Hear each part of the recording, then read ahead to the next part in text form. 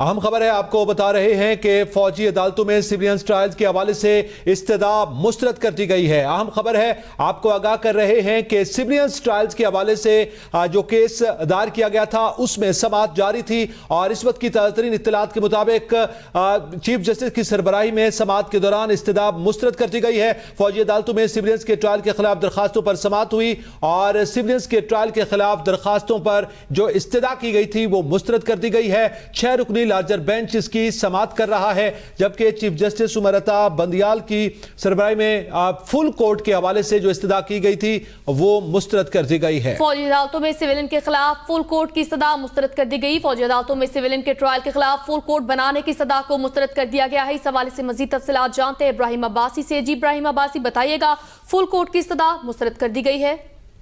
جی بالکل، کل جو ہے وہ فیصل صدیقی جو ایڈوکیٹ ہیں انہوں نے اپنی ایک درخواست دائر کی تھی جس میں انہوں نے ایک فل کورٹ بنانے کی استدعا کی تھی۔ کل سپریم کورٹ سے اس کے اوپر فیصلہ محفوظ کیا گیا تھا۔ انہوں نے یہ کہا تھا عدالت نے کہ اب 15 منٹ آپ انتظار کریں، 15 منٹ تک ہم نہیں آتے تو کوئی فیصلہ نہیں سناتے تو پھر کل سنائیں گے۔ آج جس وقت جس سماعت کا 12 بجے آغاز ہوا تو اٹارنی جنرل صاحب روسٹروم پر آئے اور چیف جسٹس آف پاکستان انہوں نے کہا کہ آپ کچھ کہنا چاہتے ہیں، جس کے اوپر اٹارنی جنرل نے اپنے دلائل کا آغاز کیا اور کہا کہ جی بالکل میں کہنا چاہتا ہوں، کل فیصل صدیقی صاحب نے جو درخواست دائر کی ہے میں اس کے اوپر یہ 3 رکعت انہوں نے بیان کیے۔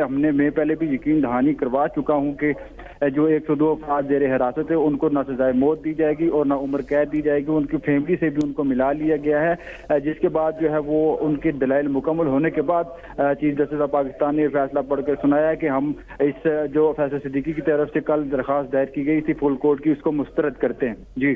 جی ابراہیم، یہ بتائیے گا، یہ فل کورٹ کی استدعا مسترد کی گئی، کیا مزید دلائل بھی آج دیے جائیں گے؟ سماعت ابھی جاری ہے؟ جی بالکل، سماعت ابھی جاری ہے۔